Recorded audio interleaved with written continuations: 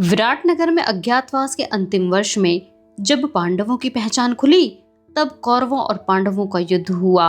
उस समय कर्ण का सामना सीधे अर्जुन से हुआ। अर्जुन ने बृहनलला का रूप त्याग कर गांडीव उठाया और कौरवों के विरुद्ध डट गए। युद्ध में अर्जुन ने कर्ण को बुरी तरह पराजित किया और उसका रथ तोड़कर उसे रणभूमि से पीछे हटने पर मजबूर कर दिया। मैं हूं आपकी दोस्त वर्षा। आशा करती हूँ आप सभी बहुत अच्छे से होंगे। एक बार फिर से आप सभी का स्वागत करती हूँ आपके और हमारे चैनल स्पिरिट ऑफ इम्बैब के मंच पर। हम पढ़ रहे हैं शिवाजी सावंत का बहुत ही प्रसिद्ध उपन्यास जिसका नाम है मृत्युंजय। अगर आप मुझे पहली बार सुन रहे हैं तो हमारे चैनल को सब्सक्राइब करना, हमारी वीडियोस को लाइक करना, शेयर करना बिल्कुल भी ना भूलें। तो चलिए चलते हैं बिना किसी देरी के इस उपन्यास के अगले भाग की ओर। एक के बाद एक महीने बीतते जा रहे थे, परंतु किसी गुप्तचर को पांडवों का पता नहीं लग रहा था। भीम के संबंध में सोच सोच कर दुर्योधन तो अस्वस्थ सा हो गया था। कंबोज, काश्मीर, गांधार, पंचनद, सिंध, कुलिंद, विदेह, तंगड़, पांचाल, कौशल, किरात, कामरूप, बंग, मगध, चेदी, कलिंग, विदर्भ, अवंती, द्वारिका, सौराष्ट्र, मथुरा, विराट आदि सभी राज्यों में पूर्व नियुक्त गुप्तचरों की सहायतार्थ उसने नए दूतों के अनेक पथक भेजे। वेश बदलकर वे सभी उन राज्यों में डटकर पांडवों को ढूंढ रहे थे। असफलता का कटु समाचार प्रति सप्ताह राजभवन से आकर टकरा रहा था। दुर्योधन की अस्वस्थता बढ़ती ही जा रही थी। संदेह के मेघ घनीभूत हो रहे थे। द्वारिका में तो कुछ दूतों ने श्री कृष्ण के प्रासाद में सेवकों का स्थान भी प्राप्त कर लिया था। उनकी गुप्त सूचनाओं के आधार पर गांधार तक स्वयं दुर्योधन घूम आया था। वह इतना भी नहीं समझ सका कि श्री कृष्ण उसको दिग्भ्रांत कर सकते थे। एक बार तो द्वारिका के दूत से समाचार मिला कि पांडव विराट राज्य में विराटनगर में ही कहीं छिपे हुए हैं। तदनुसार दुर्योधन उनको ढूंढने के लिए उस ओर जाने को तैयार भी हो गया। विराटों का मत्स्य देश तो हस्तिनापुर का सबसे अधिक निकटवर्ती देश था। वहां रहने की असावधानी पांडव नहीं कर सकते थे। यमुना पार करते ही विराटों का राज्य था। इतना साहस कैसे कर पाएंगे? मेरा अनुमान था कि पांडव हिमालय में ही कहीं छिपे हुए होंगे, निर्जन ठंडी गुफा में। इसलिए हिमालय की खाइयां और घाटियां, गुहाएं आदि ढूंढी गईं। धर्मारण्य, नैमिषारण्य, वारणावत सभी अरण्यों का चप्पा चप्पा छान डाला गया। सोम, पारियत्र, विंध्य, निषद, गोवर्धन, शुक्तिमत, मेकल, मल्ल, गंधमादन सभी पर्वतों पर भटक भटक कर दूत थक गए। गौतम, दुर्वासा, वाल्मीकि, वशिष्ठ, कश्यप, भृगु, च्यवन, हरित और ऋष्य श्रृंग इन सभी ऋषियों के आश्रमों में शिष्यगणों के बीच कहीं न कहीं पांडव छिपे होंगे। यह विचार कर उन आश्रमों को भी अच्छी तरह छान डाला गया। कहीं भी पांडवों का पता नहीं चल रहा था। अर्जुन के लिए कवच कुंडलों का दान मांगने वाले देवेंद्र ने भय के कारण कहीं उनको स्वर्ग में तो नहीं छिपा रखा था, यह संदेह बार बार मन में झांक जाता था। हस्तिनापुर में प्रभंजन तो आर्य विदुर की पर्णकुटी पर दृष्टि रखता हुआ वहीं अड्डा जमाए बैठा था। अपनी राजमाता से मिलने के लिए कभी तो पांडव आएंगे और कुछ नहीं तो कोई संदेश ही भेजेंगे, परंतु यह भी नहीं हो रहा था। यहाँ तक कि यह संदेह उत्पन्न हो गया कि कहीं वे नष्ट तो नहीं हो गए। अज्ञातवास का वर्ष भी समाप्त होने को आया। 1-2 दिन रह गए थे कि सबको आघात देने वाली सूचना विराटनगर के गुप्त दूत ने हस्तिनापुर की ओर भेजी। सूचना यह थी कि किसी ने मुष्टि युद्ध में केवल मुक्कों से ही विराटों के सेनापति कीचक का वध कर दिया था। अविश्वसनीय सी प्रतीत होने वाली इस सूचना को सुनते ही मत्स्य देश में दिग्विजय के दिनों मुझसे लड़ता हुआ विशालकाय कीचक आंखों के आगे आ खड़ा हुआ। उसको मारने का सामर्थ्य अकेले भीम में ही था। भीम विराटनगर में ही होना चाहिए और अर्जुन भी। विचारों के चक्र दौड़ने लगे। दुर्योधन ने तत्काल अत्यावश्यक राजसभा आमंत्रित की। अश्वत्थामा सहित सभी को कुरुओं के अन्न पर पलने की बात कही। फिर सर्वसम्मति से यह निर्णय किया गया कि विराटों की गौशाला की सैकड़ों गायों का हरण करने के निमित्त से विराटनगर पर आक्रमण किया जाए। गायों के लिए पांडव अज्ञातवास को भी भूलकर प्रकट हो जाएंगे और वचन भंग की कर्तरी में फंस जाएंगे। इस प्रकार उन्हें पुनः वनवास जाना पड़ेगा। अचानक रणवाद्य बजने लगे। कुरुओं के लक्षावधि सैनिक राजभवन के सम्मुख भव्य प्रांगण में एकत्रित हो गए। मेरे साथ दिग्विजय के लिए जाने वाले सैनिक आज गौहरण के लिए सज्जित हो गए थे। पर मुझे कुछ खटक रहा था। मेरे मन के किसी गहन कोने में संभ्रम के बादल छाए हुए थे। जीवन नौका कहीं डगमगा रही थी, भटक रही थी। हम कहाँ जा रहे हैं, यह दुर्योधन और मेरे अतिरिक्त अन्य किसी को भी ज्ञात नहीं था। विराटनगर। सेनापति दुर्योधन ने अपने हाथ उठाकर सेना को आक्रमण की दिशा दिखाई। लाखों घोड़ों की वल्गाओं में झटके लगे, शंखों की ध्वनि गूंज उठी। महाराज दुर्योधन की विजय हो। गगन भेदी जय जयकार गूंजने लगी।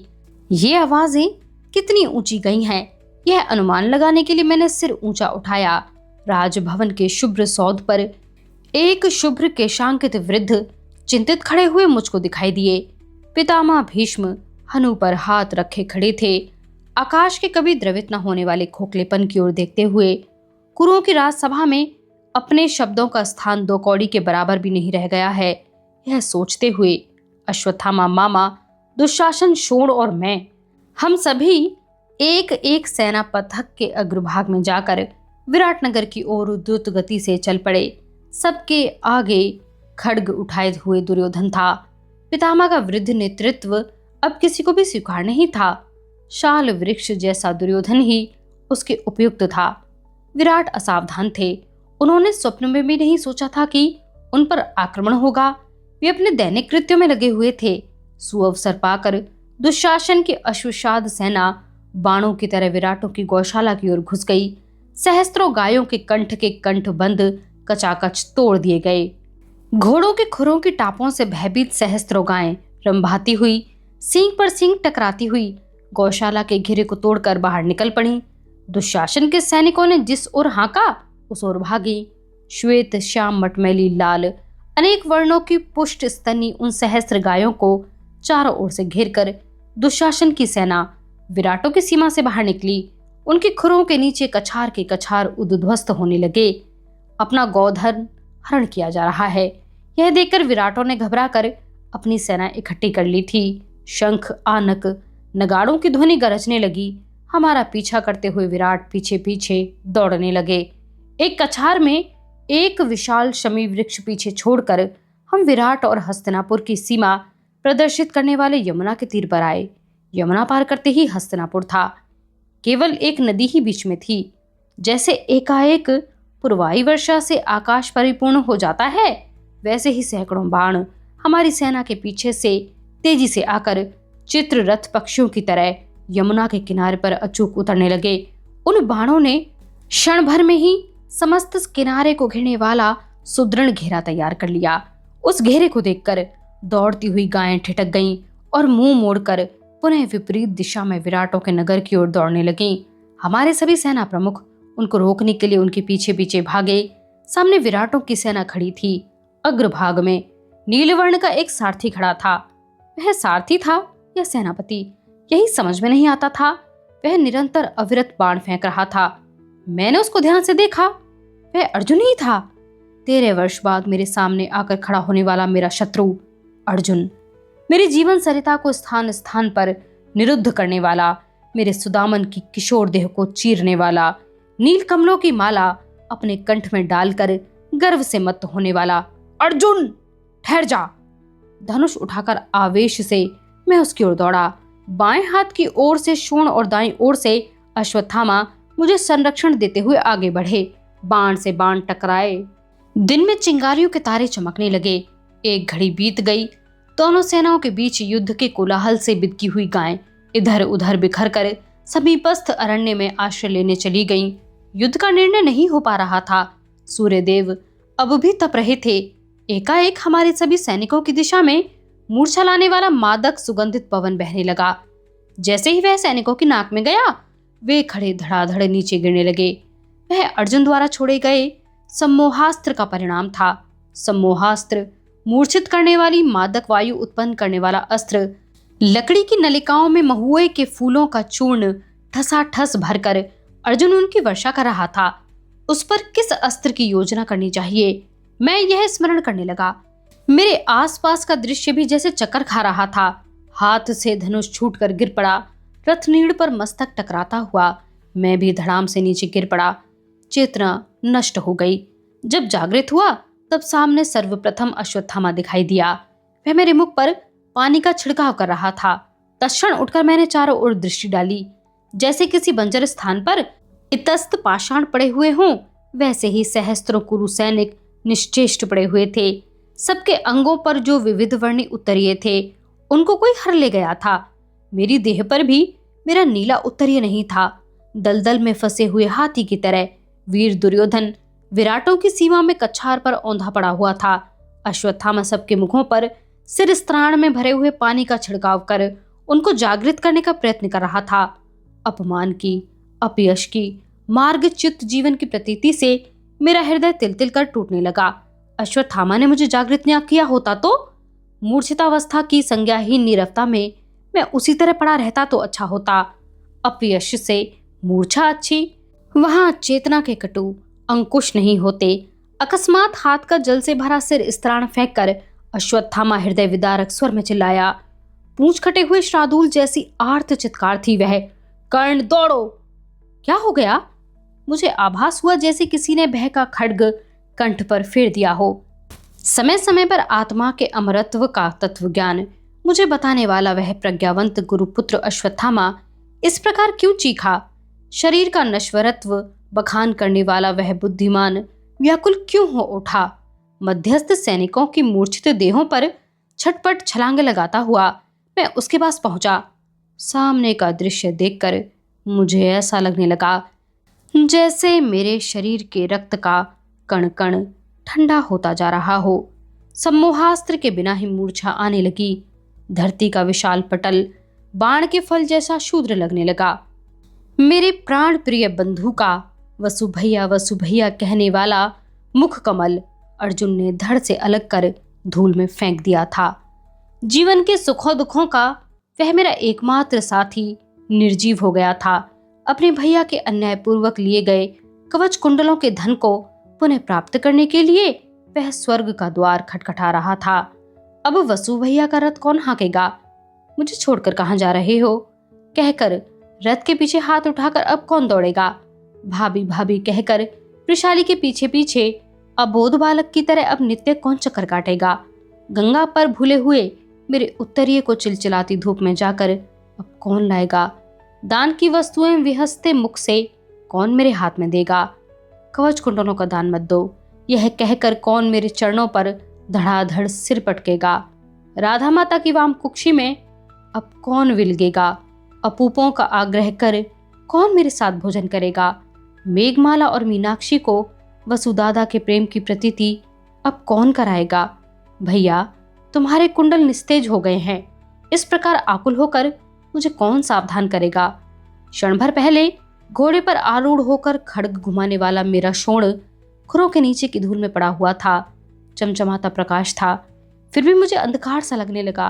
आंखों पर विश्वास नहीं हो रहा था। मुख शुष्क हो गया था, मस्तक बधिर हो गया था। अश्वत्थामन शोण चला गया। गुरुपुत्र के कंधे पर सिर रखकर मैं असहाय भाव से सिसकने लगा। मेरे जीवन रथ का एक चक्र ही उखड़ गया था।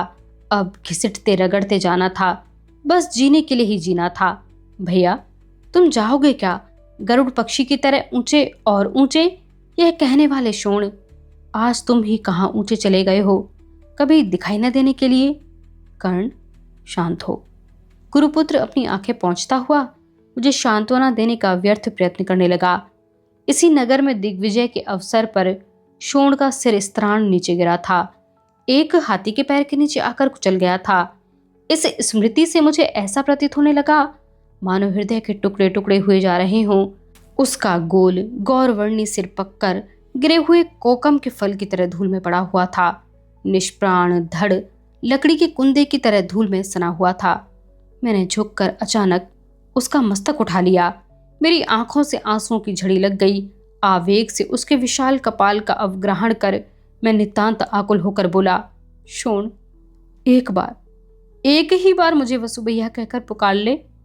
स्वर्ग का द्वार तोड़कर भी मैं तुझे वापस ले आऊंगा। परंतु वह बोल नहीं रहा था, बोलने वाला नहीं था। यदि उसके शरीर में थोड़ी सी भी धड़कन होती तो वह अवश्य कहता, भैया, वायुजीत के खुरों पर नित्य औषध रस डालते रहना।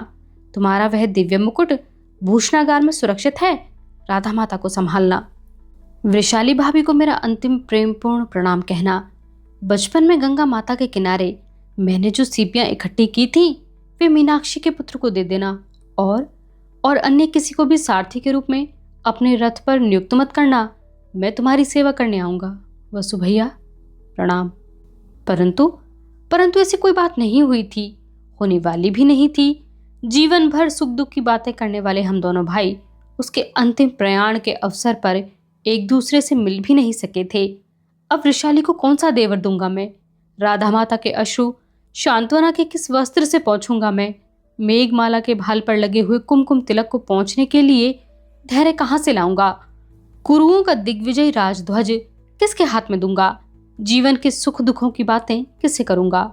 शोण छोटे आज्ञा नहीं दिया करते हैं, यह कहकर किस पर क्रोध करूंगा? शोण शोण। ग्रीष्म काल में जैसे चातक पुकार करता है वैसे ही मेरा मन बार बार पुकार कर रहा था। आज वास्तव में मैं एकाकी रह गया था। जीवन नश्वरता का महासागर प्रतीत हो रहा था। अर्थहीन कलह का अनंत अर्णव प्रतीत हो रहा था। उदर में आकाश जैसे विशाल खोखलेपन का गड्ढा बन गया था। पंच प्राणों की महाबाढ़ अश्रुओं के रूप में आंखों के कगारे पर तोड़कर बह रही थी।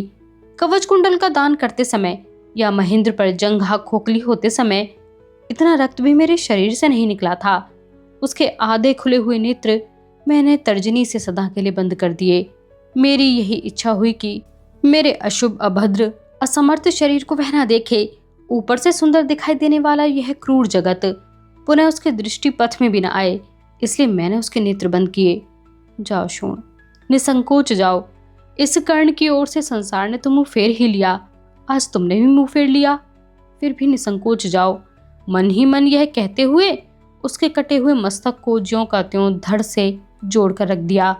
उसका मुख आच्छादित करने के लिए मेरे पास वस्त्र नहीं था। मैं जग को अतल सी बहुमूल्य वस्त्र प्रदान करता आया था, किंतु अपने बंधु के मृत शरीर पर डालने के लिए मेरे पास वस्त्र भी नहीं था। मन क्रंदन कर रहा था। अश्वत्थामा अपना प्राण त्याग कर अपने मस्तक पर बंधा हुआ वस्त्र उसके मुख पर डालने के लिए वस्त्र की गांठ खोलने लगा। मैंने उसके हाथ पकड़ लिए। मैंने फिर वायुजीत की पीठ पर से प्रयाण का वस्त्र उतारा और फाड़कर शोण की मृतदेह आच्छादित कर दी। उस अपूर्ण वस्त्र से मेरे प्रिय बंधु का एक हाथ बाहर झांक रहा था। उसने मरते समय भी जो खड्ग उस हाथ में कसकर पकड़ रखा था वह अब भी ज्यों का त्यों था। नीचे झुककर बड़े प्रयास से उसकी मुट्ठी से मैंने जैसे तैसे उसे छुड़ाया। उठकर खड़े होकर उसको हाथ में ऊंचा करके मैं बड़ी जोर से चिल्लाया, शोण! जग में कर्णिया अर्जुन एक ही जीवित रहेगा, एक ही। अर्जुन के स्मरण मात्र से ही शरीर में विष का प्रवाह सा दौड़ रहा था। संपूर्ण देह संतप्त से थरथरा रही थी। ऐसा प्रतीत हो रहा था कि शोक क्रोध आदि इन विरोधी भावों से सारी नसें कहीं तड़क न जाएं। मैंने प्रतिज्ञा की थी, परंतु उसका क्या उपयोग था? अर्जुन को जान से मारने पर भी शोण अब लौटने वाला थोड़े ही था। वह इस जगत में नहीं था। यह सत्य कटु सत्य होते भी सत्य ही था। हाथ से खड्ग फेंक कर शोण की मृतदेह पर आच्छादित किए हुए वस्त्र पर गिरकर मैं दहाड़े मारकर रोने लगा। मैं अंगराज नहीं था, दिग्विजय सेनापति नहीं था, दानवीर नहीं था, परशुराम का शिष्य नहीं था। इतना ही नहीं, मैं कर्ण भी नहीं था। अपने प्रिय बंधु के क्रूर वध से विवल हृदय तड़पने वाला क्रंदन करने वाला व्यक्ति था। मैं केवल एक मनुष्य था, मनुष्य। शोण की पार्थिव देह का यमुना तीर पर दहन संस्कार कर लौटते समय मेरा मन सुन्न हो गया था। कुछ प्राण प्रिय साथी जीवन यात्रा में ही बीच में इस प्रकार छोड़कर क्यों चले जाते हैं? क्या है जीवन का अर्थ? केवल 2 घड़ी का खेल? कुछ भी समझ में नहीं आ रहा था, कुछ भी सूझ नहीं रहा था। शोण की मृत्यु से निराशा का जाल बुनता हुआ मन लिए ही मैं हस्तिनापुर लौट आया। उसके भीतर गांठ की तरह एक ही भाव दृढ़ था, अर्जुन से प्रतिशोध। मेरे सगे बंधु का वध करने वाला प्रबल शत्रु अर्जुन से प्रतिशोध। जो घटना घटित हुई थी उसकी सूचना किसी ने पहले ही राजभवन पहुंचा दी थी। राधा माता वृषाली और मेघमाला का विलाप असह्य हो गया। मेरा शत्रुन तब कहाँ है? पूछने वाली राधा माता के लिए मेरे पास कोई उत्तर नहीं था। दादाजी, मेरा सर्वस्व कहाँ है? यह पूछने वाली मेघमाला को सांत्वना देने के लिए मेरे पास शब्द नहीं थे। देवर ओ देवर कहकर छाती पीटने वाली वृषाली की ओर देखा नहीं जाता था। 15 दिन बीत गए थे, फिर भी किसी को यह सत्य ही नहीं लगता था कि शोण हमारे बीच नहीं है। कार्तिक की ठंड से राजभवन के पाषाण जम गए थे। शोण की मृत्यु से हम सबके मन जम गए थे, परंतु कहीं न कहीं इसका अंत होना आवश्यक था।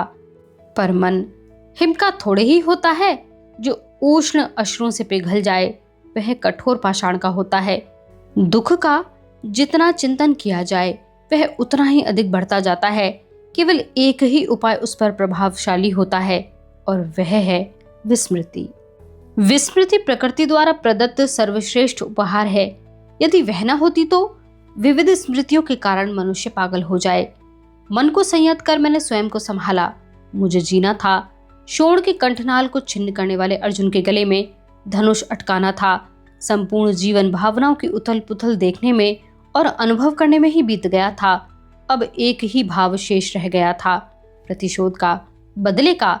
उसके लिए चाहे जो मोल चुकाना पड़े, जहां कहीं मिले वहीं से ढूंढ ढोकर मुझे अर्जुन को मारना था। इसी कारण सेना तैयार रखो कहने के लिए मैं दुर्योधन के महल में पहुंचा। राजन, जिस समय मैं कहूं उसी समय मुझे सेना चाहिए। किस लिए चाहिए यह मत पूछना। अंगराज, मेरी सेना क्या पराक्रम कर सकती है यह मैं ही क्या सारा आर्यावर्त जानता है। फिर भी मैं चिंताग्रस्त हूं। वह भौहें तानता हुआ बोला, क्यों? चिंता कैसी? आज ही द्रुपद राजा के यहाँ से सचिव आया था। पांडवों को आधा राज्य देकर समझौता कर लो, वह यह प्रस्ताव लेकर आया था। मैं उसके विचार को स्वीकार करने की सोच रहा हूं। नहीं, समझौता नहीं, संधि नहीं। तुम न लड़ सको यदि तो मैं अकेला पांडवों से लड़ूंगा, परंतु शरण नहीं जाना है। उसकी चंचलता मेरी समझ में नहीं आ रही थी। विराटनगर में जो पराजय हुई थी, शायद उससे वह घबरा गया था। नहीं कर्ण, पांडवों की ओर से संधि का प्रस्ताव लेकर पुनः श्री कृष्ण आने वाला है। विराटनगर से बाहर आकर पांडव उपप्लाव्य नगर में रह रहे हैं। श्री कृष्ण भी उपप्लाव्य नगर में आ गया है। पांडवों की शक्ति बढ़ रही है। राजन, जीवन भर में तुम्हारी बात मानता आया हूं, अब आगे तुम मेरी बात मानो। पांडवों से प्रकट रूप से युद्ध करने के लिए मैं सदैव तैयार हूं। उनको युद्ध का आह्वान दो। कर्ण, मेरी भी इच्छा नहीं है कि पांडवों को कुछ दिया जाए, परंतु अकेले अर्जुन ने विराटनगर में हमारी जो दुर्दशा की थी उसे देखकर उन पांचों को कैसे सामना किया जाएगा, यह चिंता होने लगती है। दिग्विजय में मैंने जिन राजाओं को पदाक्रांत किया है वे सभी हमारी सहायता करेंगे। आज ही उनको संदेश भेज दो। 5 क्या 50 पांडव भी हमारे सामने टिक नहीं सकेंगे यदि वे नीतिपूर्वक लड़े तो। ठीक है, इस प्रकार सहायता की यदि आशा हो तो तब तो पांडवों से लड़ने में कोई आपत्ति नहीं है। मैं सबको पत्र भेजूंगा, परंतु वे तुम्हारे नाम से होंगे। यदि उन्होंने स्वीकृति दी तभी मैं श्री कृष्ण के संधि के प्रस्ताव को ठुकरा सकूंगा। दूत भेजो। मैंने उसको स्वीकृति दी कि वह मेरे ही नाम से देश देश के राजाओं को पत्र भेज दे। केवल एक ही भावना मन को डरा रही थी और वह थी श्री कृष्ण के बारे में। दुर्योधन ने विभिन्न देशों में जो दूत भेजे थे वे वापस आ गए। अवंती, चेदी, मगध, शंतप्तक, सिंध आदि देशों के बलाढ्य राजा हमें सैनिक सहायता देने को तैयार हो चुके थे। उपप्लाव्य से श्री कृष्ण प्रस्ताव लेकर आएंगे, यह भनक सबको लग ही चुकी थी। इस प्रसंग में उनके पुरोहित ब्रह्म गार्ग्य ऋषि एक बार हस्तिनापुर में आकर विदुर और पितामह से मिल भी चुके थे। उनकी क्या क्या बातें हुई यह किसी को भी ज्ञात नहीं हुआ है। हाँ, श्री कृष्ण किस दिन आएंगे इसका अवश्य पता चल गया था। कार्तिक की पौर्णमासी के दिन वे आने वाले थे। वे राज्य में पांडवों का आधा राज्य भाग मांगने वाले थे। कुरु योद्धाओं ने स्पष्टतः नकार देने का दृढ़ निश्चय कर लिया था। शोण के वध की कसक अकेले मुझे ही नहीं बल्कि सभी कुरु योद्धाओं को विक्षुब्ध कर रही थी। मेरा मन गरुड़ तो क्रोध के शिखर पर जा बैठा था। एक ही निश्चय सुस्थिर था, पांडवों से युद्ध, निर्णायक और अंतिम युद्ध, अर्जुन को मौत के घाट उतारना। यह निश्चय यद्यपि सुस्थिर था तथापि औरों की तरह ही प्रस्ताव लेकर आने वाले श्री कृष्ण के प्रति मेरे मन में भी आदर था। कोहरे के पटल फाड़ता हुआ कार्तिक पूर्णिमा का दिन उदित हुआ। श्री कृष्ण प्रेमी नगरजनों ने अपने अपने घरों के सामने अशोक और आम्र वृक्षों के पत्तों और शाखाओं के बंधनवार सजाए थे। सुगंधित जल से आंगन सिंचित कर, समार्जित कर, उनमें स्थान स्थान पर सुदर्शनाकार अल्पनाएं चित्रित की थीं। पुष्प मालाओं से सजाकर ध्वज और तोरण ऊंचे लगाए थे। एक श्रद्धालु कृष्ण भक्त ने तो अपनी स्त्री द्वारा शिशुपाल वध का प्रसंग आंगन में अल्पना में चित्रित करवाया था। प्रत्येक देहरी पर गंगा जल से परिपूर्ण सुवर्ण कलश रखे हुए थे। सुस्नात सुहागिनें निरांजना प्रज्वलित करने में मग्न थीं। महामंत्री आर्य विदुर ने कुरुओं का विशेष राजध्वज भवन के शिखर पर चढ़ाया। आज पहली ही बार हस्तिनापुर वासियों को श्री कृष्ण के दर्शन होने जा रहे थे। यद्यपि श्री कृष्ण पांडवों की ओर से संधि का प्रस्ताव लेकर आ रहे थे, तथापि उनके प्रति मेरे मन में अनादर बिल्कुल नहीं था। मेरी शत्रुता पांडवों से थी, जिन्होंने मेरी घोर उपेक्षा की थी। उनसे थी। मेरे एक पुत्र और प्राण प्रिय बंधु का वध करने वाले अर्जुन से थी। एक सूतपुत्र की, एक क्षत्रिय से थी, श्री कृष्ण से नहीं थी। प्रत्येक वस्तु में मुझे शोण और सुदामन दिखाई दे रहे थे, इसलिए अर्जुन का नाम सुनना भी सहन नहीं होता था। उपप्लाव्य से निकलकर उन्होंने गंगा के किनारे स्थित वृक स्थल उपनगर में आकर डेरा डाला। नगरजनों ने वहां तक का मार्ग सजा दिया। सूर्योदय की सर्वस्पर्शी सुकुमार किरणें हस्तिनापुर से लिपट गईं। सीमा पर होने वाला असंख्य वाद्यों का कोलाहल राजभवन में भी स्पष्ट सुनाई देने लगा। वह इस बात का स्पष्ट संकेत था कि श्री कृष्ण सीमा पर आ चुके हैं। अश्वत्थामा को साथ लेकर मैं उनका स्वागत करने के लिए सीमा तक गया। वृक स्थल छोड़कर वे अब हस्तिनापुर में प्रवेश कर रहे थे। 7 श्वेत शुभ्र घोड़ों के सुवर्ण मंडित रथ में 4 व्यक्ति बैठे हुए थे। युयुधान, ब्रह्मगार्ग्य, श्री कृष्ण और सारथी दारुक। श्री कृष्ण का नीलवर्ण शरीर उसी तेज से दमक रहा था जैसा कि मैंने वर्षों पहले इंद्रप्रस्थ में देखा था।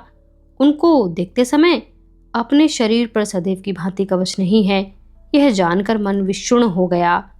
इस कमी की अनुभूति हृदय को कुतरने लगी। मेरी ओर देखकर यादवराज श्री कृष्ण मुस्कुराए। उनके हस्ती दंत जैसे शुभ्र दांत सुनहली सूर्य किरणों में चमक उठे। मैंने उनके मस्तक पर रखे मुकुट की ओर ध्यान से देखा। उसकी बनावट भूषणागार में रखे हुए मेरे उस मुकुट जैसी ही थी। यह देखकर मुझे आश्चर्य हुआ।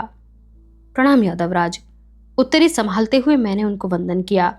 अर्जुन ने मुझ पर जो अन्याय किए थे उनको ये अनुभव क्यों नहीं करते? जयतु कर्ण, उन्होंने धीरे से कहा। पितामह विदुर, वृषवर्मा द्रोण आदि से घिरा हुआ उनका रथ हस्तिनापुर में प्रवेश करने लगा। वाद्यों की मिश्रित ध्वनि राजमार्ग के दोनों ओर खड़े वृक्षों के पत्तों को थरथर कपाने लगी। नगरजन भक्ति भाव से सुगंधित पुष्प और कुमकुम की वर्षा उन पर करने लगे। हाथ जोड़कर साहस वदन वे सबका प्रेम स्वीकार करने लगे। दारों के वस्त्र अच्छी तरह सन गए थे।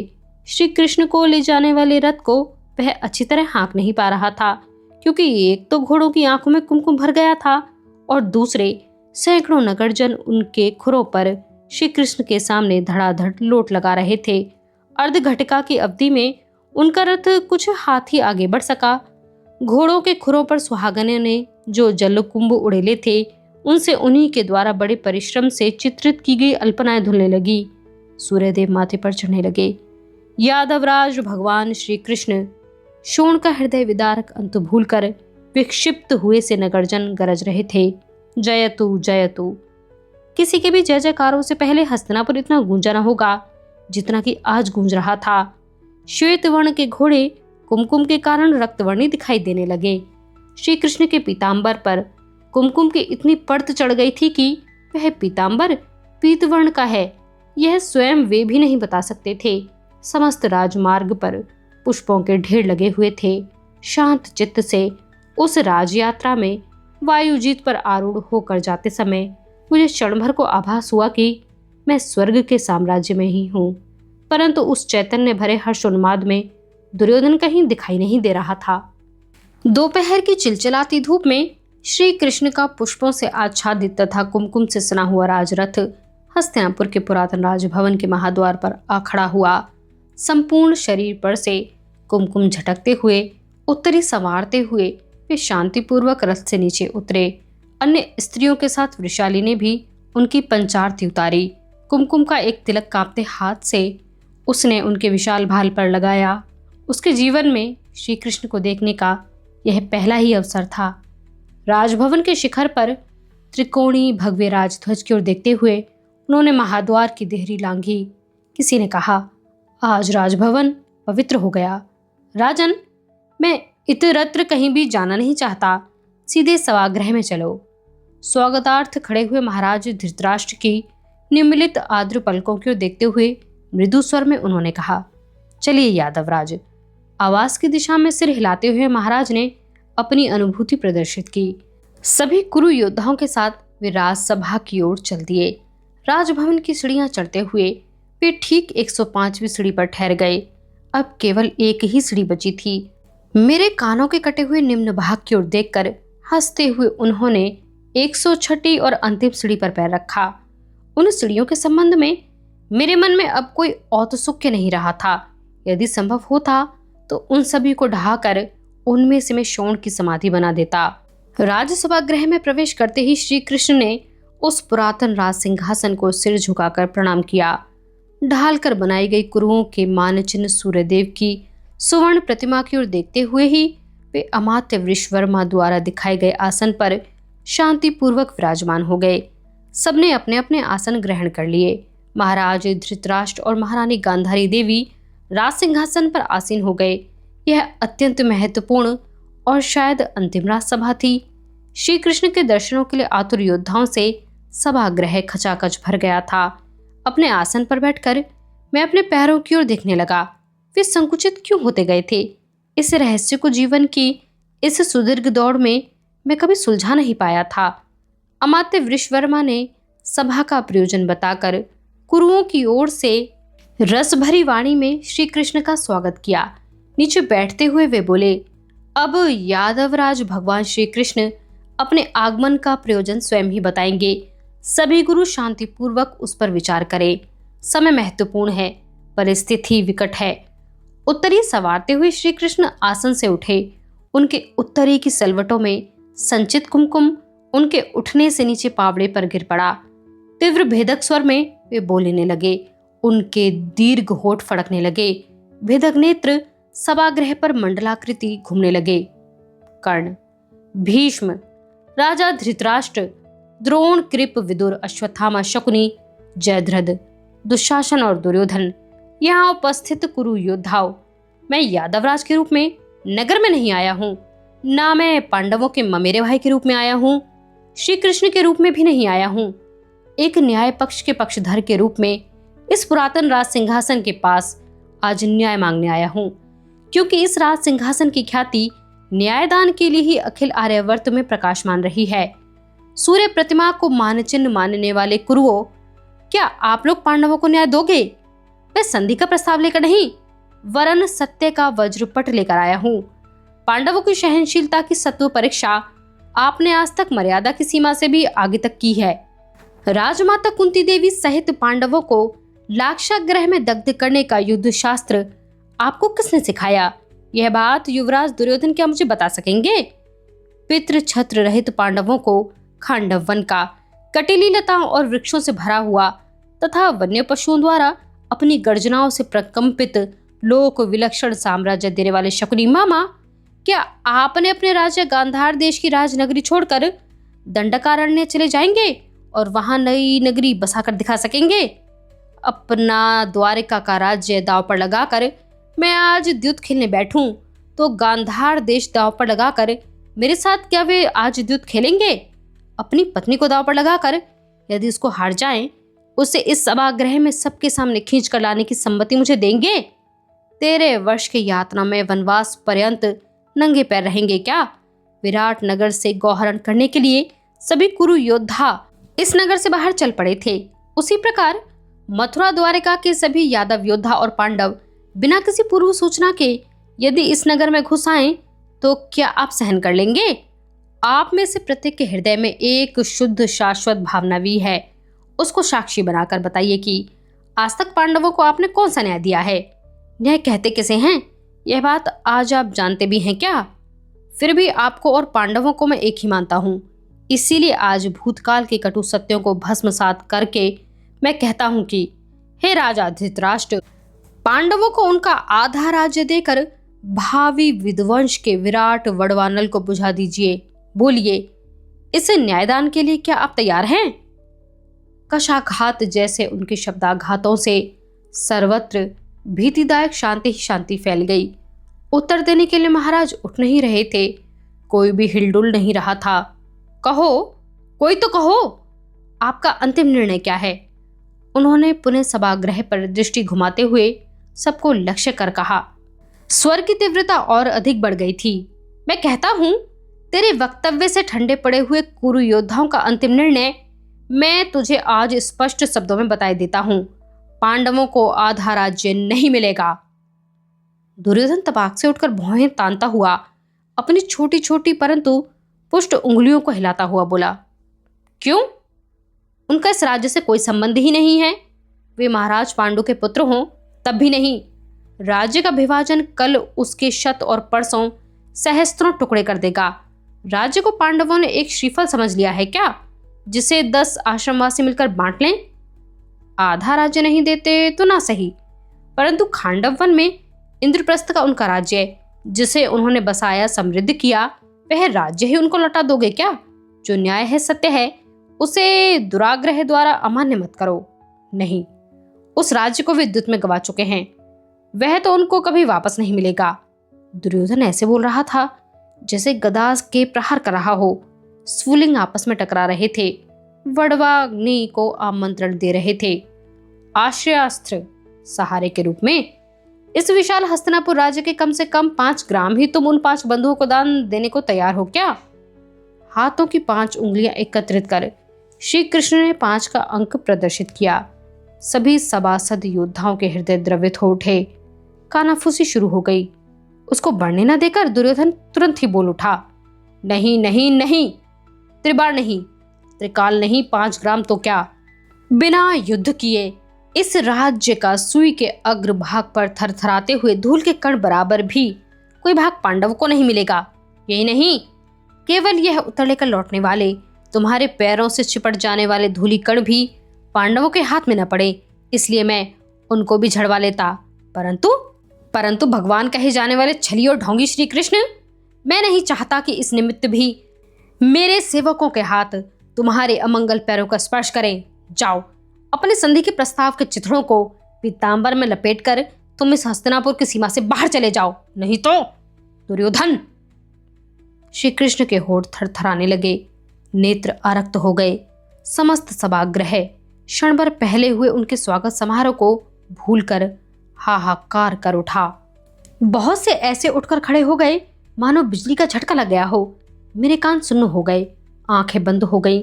मेरे कानों के पास अपने होठ लगाकर दुर्योधन उन्मत्तता से धीरे से बोला, कर्ण, समस्त उथल पुथल के मूल कारण इस ग्वाले ही को मैं आज बद्ध करूंगा। नगरजनों के स्वागत समारोह को स्मरण करता हुआ मथुरा के कारागृह में जन्म लेने वाला यह ग्वाला गुरुओं के कारागृह के अंधकार में ही नष्ट हो जाना चाहिए। उसके शब्द मेरे कानों में तप्त लोहरस की तरह प्रविष्ट हुए। लहराते हुए विशैले भुजंगी की तरह वे मेरे मस्तक में दंश मारने लगे। जीवन में पहली बार ऐसा विरोध प्रकट करता हुआ ही मैं उस पर चिल्लाया, दुर्योधन, तुम होश में हो? किसे बद्ध करने का स्वप्न देख रहे हो तुम?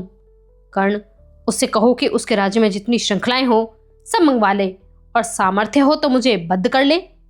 श्री कृष्ण ने अपने विशाल नेत्र बंद कर लिए। क्षण भर को मुझे भान ही नहीं रहा। मुझे ऐसा आभास होने लगा कि उफनते हुए दूध की तरह उनके शरीर का कण कण फूलने लगा। क्षण भर में ही उनके मुकुट का सुपक्ष सभागृह की छत से जाकर लग गया। उनका विशाल रूप धारण करने वाला शरीर पुनः एक बार दिव्य तेज कणों से ओतप्रोत हो गया। झंझावात को भी पीछे छोड़ने वाले वे तेज कण चरणों से लेकर मस्तक पर्यंत अत्यंत प्रचंड गति से चक्कर काट रहे थे। मुझे यही लगने लगा कि उनके दिव्य शरीर से निकलने वाली असह्य प्रकाश वलयों से सभागृह के कठोर पाषाण स्तंभ कहीं पिघल न जाएं। सभी कुरु योद्धा, ऋषि मुनि, सेवक सेविकाएं भयग्रस्त होकर उस विराट देह के आगे लौटने लगे। देह पर कवच न होने के कारण उस तेजस्वी की आंच अब मुझ तक भी पहुंच रही थी। कुंभ सदृश गोलाकार उस तेजस्वी मुख से शब्द भी तेज का ही रूप धारण कर बाहर निकलने लगे, सभागृह की छत को छिन्न करने लगे। जब मुझे भान हुआ उस समय श्री कृष्ण के शब्द मेरे कानों में पड़े, युद्ध। युद्ध से किसी की भी समस्याएं सुलझेंगी नहीं। युद्ध मानवीय कौर्य का उन्मूलन करने के लिए प्रयुक्त किए जाने वाला एक कठोर उपाय है। युद्ध से मानव जाति का कभी कल्याण नहीं होता, क्योंकि वह जीवन का अंतिम ध्येय नहीं है। जीवन का अंतिम ध्येय है प्रकाश, ज्ञान का, विज्ञान का, आत्मा का प्रकाश। यदि वह प्रकाश तुम सबको युद्ध की मृत्यु में ही प्राप्त होने वाला हो, तो मैं भी यथावश्य भयंकर युद्ध प्रज्वलित करूंगा। जिस मिट्टी से तुम लोगों ने जन्म लिया है, जिसके अंतरंग के रस से सिक्त धन धान्य खाकर तुम्हारा पालन हुआ है, उस मिट्टी में ही तुम्हारे उत्तान शरीर को चैतन्यहीन करके मिला दूंगा। यह युद्ध संसार को तुम्हारे अहंकार, पथ भ्रष्टता, कपट, कौर्य, प्रतिशोध, सभी राक्षसी विकारों की ही एक कथा पीढ़ियों तक सुनाता रहेगा। इसलिए ध्यान रखो, इस युद्ध में मैं स्वयं यद्यपि हाथ में शस्त्र धारण नहीं करूंगा, फिर भी धरती पर भारभूत तुम्हारे गर्वीले उन्मत्त शरीरों को उसी की मिट्टी में एक रूप कर दूंगा। सब चुप थे, मानो वाणी मूक हो गई हो। अकेले महाराज धृतराष्ट्र दृष्टि न होने के कारण शायद समझ ही नहीं पाए थे कि राजसभा में क्या हो रहा है। राज सिंहासन से उठकर वे भयग्रस्त स्वर में बोले, यादवराज, आज भोजन राजभवन में ही कीजिएगा। यह सुनकर उस राजा के अंधेपन पर रोया जाए कि हंसा जाए, यही किसी की समझ में नहीं आया। राजन, आज मैं हस्तिनापुर में ही भोजन करूंगा, परंतु तुम्हारे इस न्याय भ्रष्ट राजभवन में नहीं, बल्कि विदुर की पर्णकुटी में राजमाता कुंती देवी के हाथ का। वे अपना आसन छोड़कर जिस शांत चाल से सभागृह में आए थे, उसी शांत चाल से बाहर चले गए। उनको विदा करने के लिए पितामहा, द्रोण, कृप, अश्वत्थामा सभी जन उनके पीछे पीछे राजभवन के महाद्वार तक गए। वे भयभीत हो गए थे, व्याकुल हो गए थे। श्री कृष्ण कौन थे? एक गोपाल, एक योद्धा, यादवराज, पांडवों के ममेरे भाई, या दुर्योधन के कथनानुसार ऐन्द्रजालिक तांत्रिक? मेरे मस्तक में प्रश्नों के घनाघात होने लगे। श्री कृष्ण निश्चय ही असाधारण हैं, ईश्वरीय अंश से युक्त हैं। विचारों के अचूक बाण शंकाओं के मस्तक तोड़ रहे थे। मैं भी उठकर सबके साथ उन्हें पहुंचाने के लिए महाद्वार तक आया। देहली पार करते समय वे क्षण भर रुके, पीछे मुड़कर उन्होंने सबको प्रणाम किया। मैंने भी अपने हाथ जोड़े। अघटित घटित हुआ था, और भी कुछ घटित होने वाला था। कर्ण, आओ। उन्होंने दाएं हाथ की उंगलियां मोड़कर मुझे पास बुलाया। पास जाते ही उन्होंने एक बारगी मेरा हाथ अपने हाथ में ले लिया। उनके उस दिव्य स्पर्श से अनुभूत संवेदना की एक लहर सी मेरे सारे शरीर में दौड़ गई। उन्होंने सबके बीच मुझे ही क्यों पास बुलाया? राजसभा में भाषण के प्रारंभ में सर्वप्रथम मेरा ही उल्लेख क्यों किया? कुछ भी समझ में नहीं आ रहा था। एक हाथ में मेरा हाथ लेकर दारुक को पीछे बैठने का संकेत कर उन्होंने दूसरे हाथ से अपने चपल घोड़ों की वल्गाओं को झटका दिया। पीछे मुड़कर भी न देखते हुए वे अपने धवल वर्णी सप्त घोड़ों के रथ को दौड़ाने लगे। पीछे की बैठक में युयुध्यान, ब्रह्मगार्ग्य और दारुक बैठे हुए थे। मेरा मन मिश्रित भावनाओं से असमंजस में पड़ गया। उन्होंने सबको छोड़कर केवल मुझे ही अपने हाथ से पकड़कर रथ में क्यों चढ़ाया था? किसी का भी हाथ अपने हाथ में न लेने वाले श्री कृष्ण ने मेरा हाथ अपने हाथ में क्यों लिया था? उनके रथ चक्रों के साथ मेरे विचार चक्र दौड़ रहे थे। एक और खड़े डौलदार आम्र वृक्ष की सघन पर्णराजी में से एक कोकिल पक्षी सप्त सुरों में तान लेता हुआ हमारे रथ पर से उड़ता हुआ पश्चिम की ओर चला गया। उसकी ओर देखते समय मुझे अस्त होते हुए सूर्यदेव के दर्शन हो गए। आज संध्या काल का अर्घ्यदान रह ही गया, मैंने मन ही मन कहा। दोनों ओर कदम्ब, अशोक, आम्र, पिप्पल आदि अनेक प्रकार के वृक्ष तीर की तरह दौड़ते हुए पीछे छूट रहे थे। रथ नगर से बाहर जाने के लिए दौड़ता जा रहा था। मेरे जीवन का राजरथ भी उनके साहचर्य में कीर्ति के राजमार्ग पर पूरे वेग से दौड़ रहा था। श्री कृष्ण के रक्तवर्णी मृदुल हाथ में हाथ डाले। वायु के साथ फरफर करने वाला उनका पीतांबर निरंतर मेरी जंघा को स्पर्श कर रहा था। मोड़ लेते समय झुका हुआ उनका नीलवर्णी शरीर मेरे शरीर पर निशंक भाव से पुनः पुनः अपना भार डाल रहा था। विदुर जी की पर्णकुटी जब अच्छी तरह दिखाई देने लगी तो एक घने वट वृक्ष के पास आते ही उन्होंने वल्गाएं खींचते हुए रथ की गति कम की। नगर की सीमा के पास हम बहुत पहले ही आ चुके थे। सामने सैकड़ों वर्षों से जलदान करते हुए बहने वाला गंगा का जल दूर अस्त होती हुई प्रदीर्घ सुवर्ण किरणों में चमक रहा था। गरुड़ों का एक झुंड अत्यधिक ऊंचाई पर मैनाक पर्वत पर स्थित अपने निवास स्थान की ओर लौटता हुआ चला गया। उसको देखते ही मुझे शोण की याद आ गई। एक बार उसने पूछा था, भैया तुम जाओगे क्या? गरुड़ पक्षी की तरह ऊंचे और ऊंचे। आज शोर नहीं था। थी उसकी हृदय आंदोलित करने वाली स्मृतियां एकदम वल्गैं खींच ली गईं। रथ रुक गया। मेरे विचार चक्र भी रुक गए। नगर के बाहर की सीमा समाप्त हो गई थी। चलो कर्ण। उन्होंने मुझे एक वटवृक्ष की घनी छाया में चलने का संकेत किया। रथ को मार्ग पर ज्यों का त्यों छोड़कर वे मेरा हाथ अपने हाथ में लिए हुए उस विशाल वृक्ष की एक घनी शाखा के नीचे आए। जमी हुई धूल अपने उत्तरी से झाड़कर वह यादवों का तेजस्वी नायक एक काले पाषाण पर बैठ गया। उनके पार्श्व में स्थान होते हुए भी वह उनके चरणों के पास बैठ गया। कलिंग देश में महेंद्र पर्वत पर ऐसे ही एक वट वृक्ष के नीचे भगवान परशुराम का मस्तक मैंने अपनी जंघा पर रखा था। वह दिन मुझको याद आया। आज मेरा हाथ श्री कृष्ण के हाथ में था। वैसा ही वट वृक्ष सिर पर था। अस्त होते हुए सूर्य की तिरछी सुनहली किरणों में श्री कृष्ण का नीला शरीर चमक रहा था। कंठ में पुष्कराज माणिक मौक्तिक हीरे व वैदुर्य के हार उनके श्वासोच्छ्वास के साथ लय में ऊपर नीचे हो रहे थे। मस्तक पर रखा हुआ सुवर्ण मुकुट परावर्तित प्रकाश वलय फेंक रहा था। मैं जिस हरियाली पर बैठा था उसमें से एक चपल धूल धूसरित कीट उनके कुमकुम में पीतांबर पर चढ़ता हुआ मुझको दिखाई दिया। कर्ण, भारी आघात देने वाला एक सत्य बताने के लिए ही मैं आज सभी लोगों के बीच से केवल तुम्हें नगर से बाहर ले आया हूं। उस अस्त होते हुए तेज को देखो और मैं क्या कह रहा हूं यह ध्यान से सुनो। दो पर्वतों के बीच सरकते हुए सूर्यदेव की ओर उंगली से संकेत करके उन्होंने बड़े स्नेह से कहा। उनकी आवाज मुरली की तरह मधुर थी। कहो यादवराज, धरती इधर से उधर भले ही हो जाए परंतु मुझे अब कोई आघात नहीं लग सकेगा। मैंने उनकी सुतीक्ष्ण नासिका की ओर देखते हुए कहा। कर्ण, तुम सूतपुत्र नहीं हो, राधा और अधिरथ के पुत्र नहीं हो। मेरी आंखों में गहराई तक जाकर उन्होंने मेरे मन के सरोवर को एकदम विक्षुब्ध कर दिया। तत्क्षण उठकर मैं बड़ी जोर से चीखा। क्या कह रहे हो? मैं सूतपुत्र नहीं हूं, राधा माता का पुत्र नहीं हूं। नहीं यादवराज, यह असत्य है, असत्य। भले ही एक बार अपना सुदर्शन चला दो परंतु जिह्वा का यह खड्ग मत चलाओ। मैं जो कुछ कह रहा हूं वह सत्य है। जो क्षत्रियों में भी शोभा दे ऐसे एक दिव्य कुल के क्षत्रिय हो तुम राजमाता कुंती देवी के प्रथम पुत्र हो। तुम्हें तुम्हारा कुल बताने में मुझसे भूल नहीं हो रही है। पश्चिम क्षितिज पर ध्यान से देखो। उस साक्षात सूर्यदेव के हिरण्य गर्भ के तेज पुत्र हो तुम। उन्होंने पश्चिम क्षितिज की ओर उंगली उठाई। मेरे संपूर्ण शरीर के रक्त के कण उनके शब्दों के साथ तेजी से घूमने लगे। हर्ष, अभिमान, महत्ता की प्रतीति, इनसे मन का कोष फूट गया। वह आंखों के पनारे से धारा प्रवाह झरने लगा। ऐसी इच्छा होने लगी कि मैं सूर्यपुत्र हूं, मैं सूर्यपुत्र हूं कहकर आनंद से चिल्लाता हुआ उन्मत्त होकर थे थे नाचूं।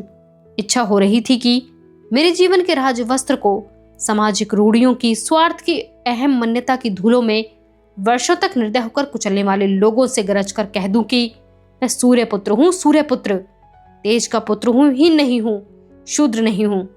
कर्ण, तुम राधे नहीं हो, कौन्तेय हो, इसलिए पांडवों के सगे भाई हो, बड़े। पाषाण पर से उठकर श्री कृष्ण ने मेरे कंधे पर हाथ रखा। उनके शब्दों की अपेक्षा उनका स्पर्श शीतल था। श्री कृष्ण, सत्य क्या है और असत्य क्या है यही मेरी समझ में नहीं आ रहा है। यदि मैं कौन्तेय हूं तो कुंती देवी से दूर क्यों हूं? यदि पांडव हूं तो पांडवों से अलग क्यों हूं? सूर्यपुत्र हूं तो अंधकार के राज्य में क्यों भटक रहा हूं? यह एक लंबी कथा है, जगत की किसी भी पाषाण हृदय मानव के अंतःकरण को द्रवित कर दे। इतनी करुण है यह, सामाजिक रूढ़ियों की क्रूरता की, एक माता के मूक क्रंदन की। कुंती देवी को कौमार्यावस्था में दुर्वासा ऋषि के दिव्य मंत्र से सूर्य से तुम प्राप्त हुए। उस समय वे भोजपुर राज्य में थी। कौमार्यावस्था में पुत्र प्राप्ति समाज की दृष्टि में राजकन्या को कलंकित करने वाली घटना थी। तुम्हें लेकर वे किसी भी स्थिति में जीवित नहीं रह सकती थीं। जग उनको जीने नहीं देता और यदि वे जीवित न रही होती तो तुम्हारा भी अस्तित्व न रहा होता। इसलिए हृदय पर पाषाण रखकर उस महान स्त्री ने अश्व नदी में तुम्हें बहा दिया। जिस दिन तुम्हारा जन्म हुआ उसी दिन एक पेटिका में अश्व नदी से चर्मणवती यमुना और फिर गंगा, इस प्रकार यात्रा करते हुए एक काले प्रभात में अधिरथ को गंगा से तुम प्राप्त हुए। तब से लेकर आज तक तुम सारथी के रूप में ही बड़े हुए हो। अपने दिव्य कुल का उत्तराधिकार ज्ञात न होने के कारण दुर्भाग्य के चक्कर में पड़ गए। कर्ण, तुम सारथी नहीं हो। दुर्योधन के अन्याय पक्ष में खड़े मत हो। संसार में किसी को भी प्राप्त ना हुए होंगे ऐसे 3 पिता और 3 माताएं तुम्हें प्राप्त हुए हैं। सूर्यदेव महाराज पांडु और अधिरथ का पितृछत्र तुम्हारे ऊपर है। कुंती देवी राधा और गंगा का मातृत्व तुम्हारे लिए तरस रहा है। कर्ण, आज का एकमात्र दिन तुम्हारे जीवन को आमूलाग्र मोड़ देने का है। तुम्हारा कुल श्रेष्ठ है, तुम्हारा उत्तराधिकार दिव्य है। पांडव तुम्हारे सगे भाई हैं। तुम प्रथम पांडव हो, ज्येष्ठ कौन्तेय हो। उनके एक एक शब्द के साथ भावना की एक एक प्रचंड लहर मेरे मन के किनारे पर घोर गर्जना करती हुई टकराने लगी। क्षण भर में ही जिस दिन चंपानगरी से हस्तिनापुर में आया था, उस दिन से लेकर अब तक का मेरा जीवन आंखों के आगे जोरों से घूमने लगा।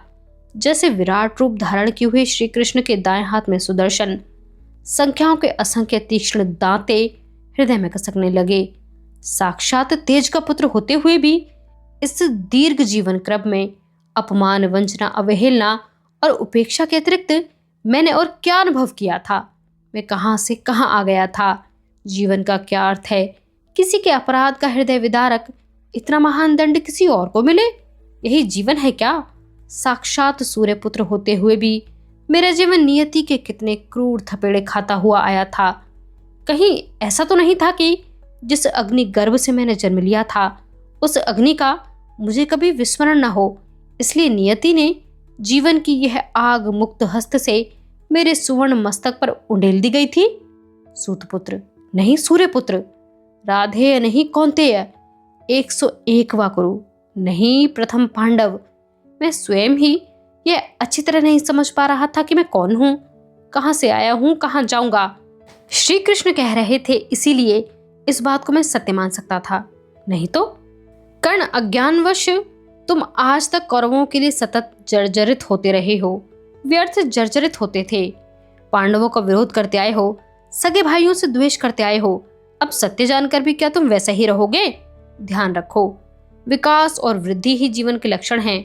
आज तक तुम बंदी ही रहे, कीर्ति से यद्यपि असाधारण हो गए, तथापि मन से कुंठित ही हो रहे हो। मैं तुम्हारा ममीरा भाई होने के नाते तुम्हारा आवाहन करता हूँ। चलो अपने घरों देखी और लौट चलो, अपने रक्त में चलो, पांडवों में, अपने बंधुओं में चलो। वे उपप्लाव्य की ओर उंगली उठाकर कह रहे थे। उनकी बातें सुनकर मैं यह नहीं समझ पा रहा था कि क्रूर काल ने मेरे जीवन के आम्र वृक्ष को कटीली भूमि में क्यों लगाया था। मन एकदम बधिर हो गया।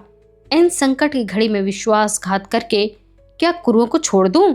सारथियों के दलदल में पड़े हुए मेरे जीवन कमल को, जिसने अपने हाथों से एक ही रात में राज सिंहासन पर चढ़ा दिया था, उस दुर्योधन की पीठ में खड्ग भोंक कर क्या पांडवों की ओर चला जाऊं, जिसने मेरे सुख दुखों को अपने औरस पुत्र के सुख दुख की अपेक्षा श्रेष्ठ माना था।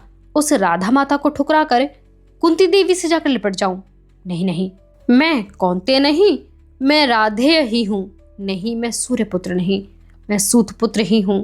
संस्कारों ने जो बनाया है वही मेरा जीवन है, नियति ने जो दिखाई है वही मेरी दिशा है। कर्ण, अधिक सोच विचार मत करो, चलो मेरे साथ रथ पर चढ़ो और उपप्लाव्य चलो। धर्मशास्त्रानुसार तुम पांडु राजा के कानिन पुत्र हो, ज्येष्ठ पांडव हो। वेद वेत्ता ब्राह्मणों में रहकर तुमने अपना धर्म ज्ञान बढ़ाया है। ब्रह्मचर्य और अर्घ्यदान, आत्मसंयम, दान, सत्र आदि से तुम महत्व पद पर पहुंच गए हो। प्रत्येक पांडव एक एक गुण में श्रेष्ठ है, परंतु तुम तो सभी गुणों से युक्त हो। प्रथम पांडव, यह सार्थ नामाभिधान ही तुम्हें शोभा देता है। चलो पांडव, अब भी शाश्वत मार्ग की ओर चलो। अभी समय है, मेरा कहना मान लो। चलो, चिरवियोग सहने वाली अपनी कुंती माता के पास चलो। बंधु प्रेम के लिए आतुर बांधवों के पास चलो। इस समस्त राज्य का अभिषेक आज बंधु के रूप में पांडव तुम्हारा ही करेंगे। हाथ में श्वेत शुभ्र चवर लेकर युधिष्ठिर विनीत भाव से तुम्हारे सिर पर डुलाया करेगा। तुम्हारे रथ में चढ़ने के बाद ही परिचारक के रूप में तुम्हारे रथ के पीछे ही वह रथ पर चढ़ेगा। सामर्थ्यशाली भीमसेन तुम्हारे सिर पर विनम्रता पूर्वक छत्र धारण करेगा और जिसको तुम अज्ञानवश आज तक शत्रु मानते आए हो, वह तुम्हारा ही भाई धनुर्धर अर्जुन तुम्हारे रथ का सारथ्य करेगा। नकुल, सहदेव, द्रौपदी के 5 पुत्र, धृष्टद्युम्न, सबके सब तुम्हारे निग्रहवान अनिंद्य नेतृत्व के अनुचर बनेंगे। वज्र जैसे एक मार्गी वचन के विनयशील दास बनेंगे। इतना ही नहीं, अपितु वृषणी और अंधक कुलों के सभी पराक्रमी योद्धाओं सहित स्वयं मैं भी तुम्हारा अनुचर बन जाऊंगा। उद्धव, बलराम, सात्यकी, उग्रसेन आदि सभी पांडव राजा के रूप में तुम्हें आदर से सिर नवाएंगे। प्रद्युम्न, चारुदेष्ण, सुदेष्ण, चित्रगु, भानुसेन मेरे ये पुत्र तुम्हारे आज्ञाधीन रहने में स्वयं को धन्य मानेंगे। वीर अभिमन्यु तुम्हारे चरणों को स्पर्श किए बिना कभी रथारूढ़ नहीं होगा और सुगंधित शरीर की श्यामल आर्या द्रौपदी पति के रूप में तुम्हारे तलवों पर चंदन मिश्रित उपटन मलेगी। चलो, विगत 70 वर्षों से अखंड भाव से पुत्र वियोग की दारुण यात्राओं में जलती हुई तुम्हारी जन्मदात्री माता का हृदय तुम्हारे 2 अश्रु बिंदु उसके वृद्ध चरणों पर पड़ते ही कृतार्थता की अनुभूति से शांत हो जाएगा। राजा वसुसेन के रूप में तुम्हारी कीर्ति के डिडिम्ब से आर्यावर्त ही नहीं अपितु त्रैलोक्य की दिशाएं भी गुंजायमान हो जाएंगी। सम्राटों के सम्राट के रूप में आर्यों की अनेक पीढ़ियां तुम्हारा शुभ नाम सुप्रभात में मुखों से उच्चारा करेंगी। नहीं तो कौरवों के अन्याय पक्ष का समर्थन कर अहम भाव से सारे आर्यावर्त को युद्ध की खाई में धकेलने वाला, मिथ्या आदर्शों को हृदय से लगाकर स्वयं जलकर अन्यों को दग्ध करने वाला, तेज का पुत्र होने पर भी अंधकार में समाप्त हो जाने वाला, इसी रूप में तुम्हारी स्मृतियां कोटि कोटि आर्यों के मन को लक्ष लक्ष वर्षों तक अनुकंपा से सदैव खोखला करती रहेंगी। चलो, मेरे साथ रथ पर आरूढ़ हो जाओ। मेरा हाथ पकड़कर उन्होंने मुझे रथ की ओर खींचा।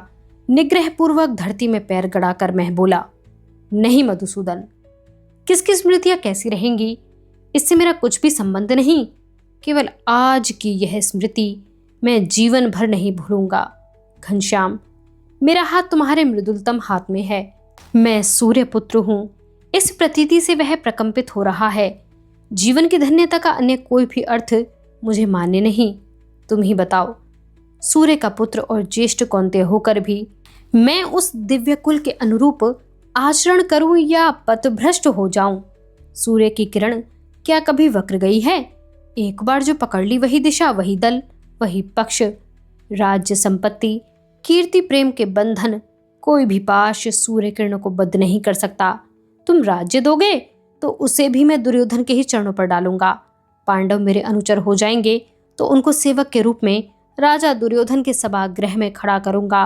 कर्ण और पांडव ये जीवन रेखाएं इस जन्म से जुड़ी हुई हो सकती हैं, परंतु दुर्योधन और कर्ण ये पूर्व जन्म से जुड़ी हुई जीवन रेखाएं हैं।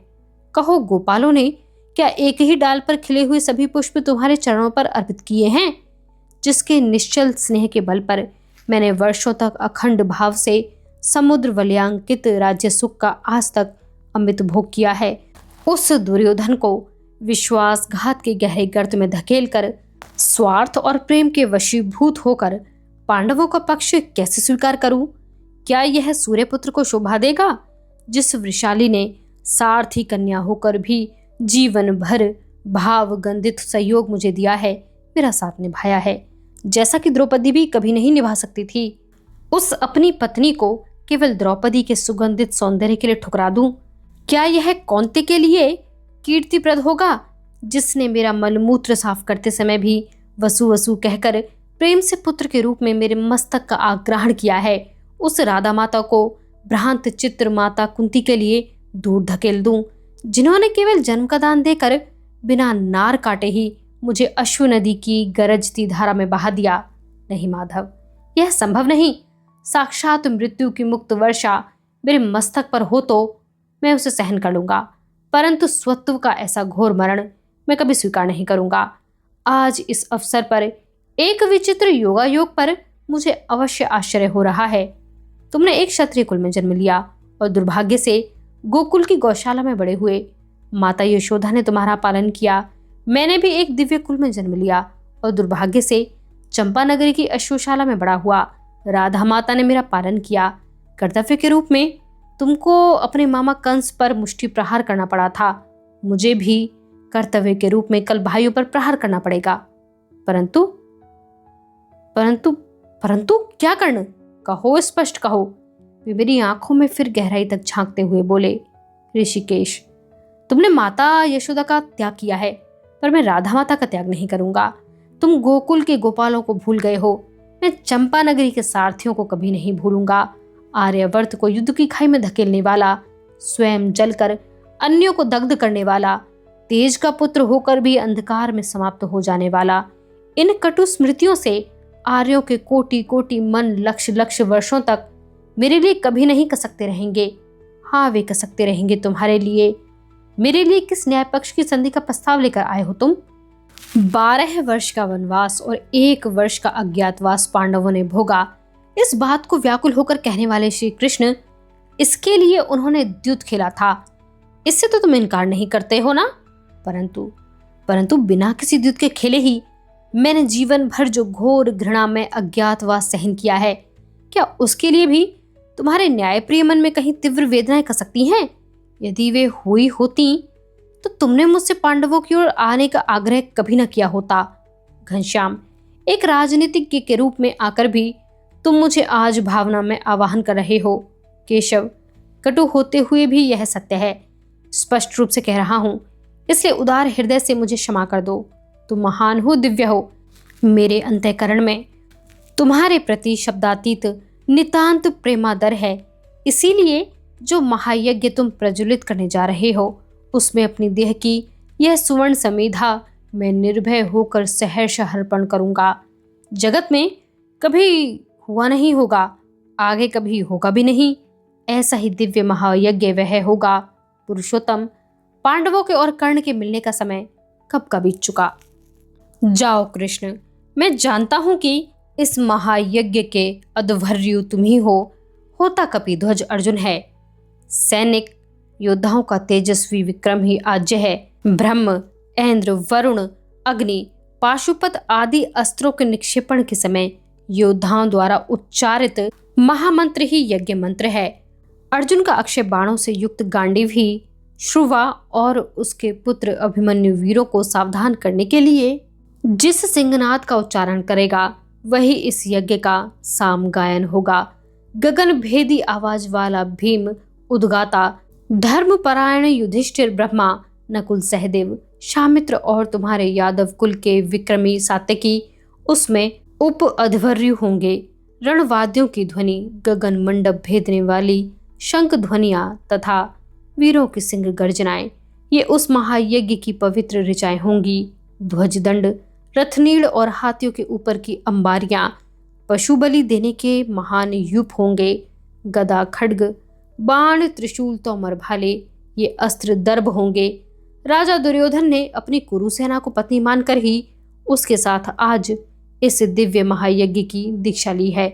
और ऐसे इस महायज्ञ में मैं अपने इस सुवर्ण शरीर की हिम समेधा हंसते हुए अर्पित करूंगा। न भूतो न भविष्यति, ऐसा ही एक महायज्ञ होगा।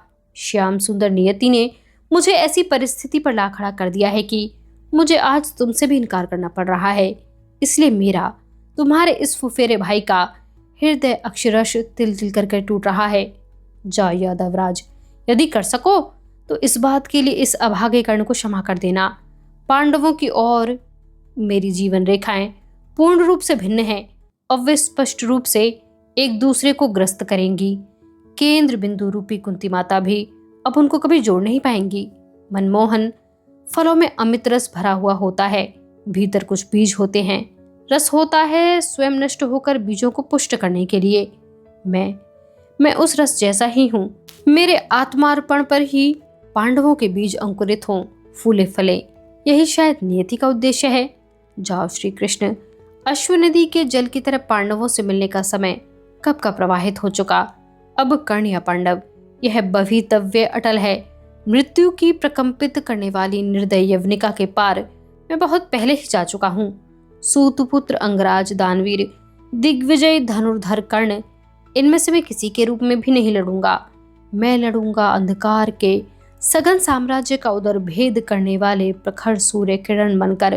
पिता सूर्य, माता कुंती देवी, ममेरे बंधु श्री कृष्ण, बंधु पांडव, इन सबके नाते के अनुरूप वीर कर्ण के रूप में जनार्दन, इंद्र को कवच कुंडल दान करने वाला कर्ण युद्ध में योद्धाओं के हाथ, पैर और कवचों का भेद करेगा। सूर्यदेव को जीवन भर अर्घ्य दान करने वाला कर्ण रणांगण में वीरों को मौत के घाट उतारेगा। जीवन भर राधा माता के चरण धोने वाला कर्ण वीरों के रक्त से अब इस पुण्य पावन आर्य भूमि के चरण धोएगा। जीवन भर अभिशप्त रहने वाला कर्ण सबको स्वर्ग का वरदान देगा। जीवन भर अपमानित रहने वाला कर्ण संग्राम में सबको गौरवान्वित करेगा। जाओ यादव कुलोवंतस, शांत चित्त से महायज्ञ की तैयारी करो। एक प्रार्थना और है, पांडवों को यह कभी मत बताना कि मैं उनका ज्येष्ठ बंधु हूं, फिर वे मुझसे कभी नहीं लड़ेंगे। जाओ बंधुवर, कर्ण का राज रत्न पांडवों के राज मुकुट में कभी नहीं लग सकता, यह उनको अपनी रसभरी वाणी से समझा कर कह दो। और इस सूतपुत्र का यह अंतिम भाव प्रणाम उदार अंतःकरण से स्वीकार कर लो। गुडाकेश, तुमको देने के लिए यह भाव प्रणाम ही अब मेरे पास बचा है। मैं उनके चरणों को स्पर्श करने के लिए झुका, मेरी आंखों से निकले हुए 2 अश्रुबिंदु उनके स्वच्छ चरणों पर गिर पड़े, क्षण भर थरथराए और नीचे मिट्टी में लीन हो गए, अदृश्य हो गए। जय तू राधेय कर्ण। उन्होंने मेरे कंधे पकड़कर मुझे उठाया और प्रगाढ़ आलिंगन में भर लिया। धन्यता की भावना से बहता हुआ मेरी आंखों से आंसुओं का प्रवाह उनकी नीली पीठ की सुंदर प्रणाली में होकर टपकने लगा। जैसे ही उनके अश्रुबिंदु मेरे मस्तक पर पड़े, मुझे लगा जैसे जीवन की दिग्विजय पूर्ण हो गई हो। इतने सौभाग्य का, इतने गौरव का, इतनी धन्यता का, उच्चता का क्षण और कभी नहीं आएगा।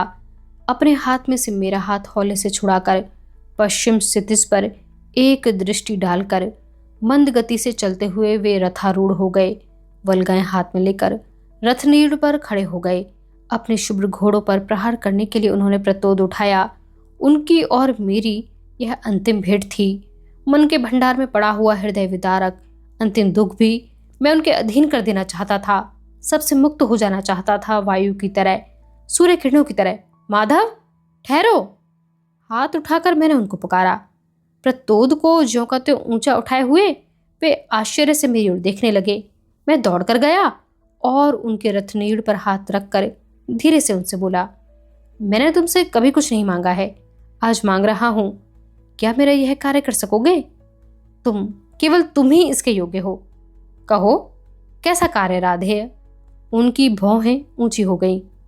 अच्युत, उस विशालाक्षी श्यामल भावगंधित द्रौपदी से कहना कि कर्ण के अंतःकरण की वीणा का एक भग्न तार तुम्हारी अवहेलना की अनुभूति से सदैव कर्कश स्वर में झंकृत होता रहा है, परंतु 5 पति की पत्नी होकर भी पातिव्रत के पवित्र शिखर पर पहुंची हुई उस एकमात्र आर्या से, पांचाली से कहना कि यदि कर सको तो इस कर्ण को क्षमा कर देना। बलगांव को उछालकर उन्होंने रथ को विदुर जी की पर्णकुटी की ओर मोड़ दिया। चक्रों के नीचे उड़ने वाली धूल मुझे स्पष्ट दिखाई दे रही थी। थोड़ी देर बाद ही वह शांत हो गई, परंतु मेरे मन में विचारों का वात्या चक्र शांत नहीं हुआ था। जिस पर्णकुटी में राजमाता थी उस ओर पीठ फेर कर मैं राजभवन की ओर लौटा। राजमाता थी केवल मुझे जन्म देने वाली, राजभवन में राधा माता थी। जो कुछ मैं था वह बनाने वाली, मेरा निर्माण करने वाली। आज का यह भाग यहीं पर समाप्त होता है। आप हमें कमेंट बॉक्स में लिखकर यह ज़रूर बताएं कि आपको यह पुस्तक कैसी लग रही है। हमारे साथ बने रहने के लिए, हमें सुनते रहने के लिए आप सभी का बहुत शुक्रिया।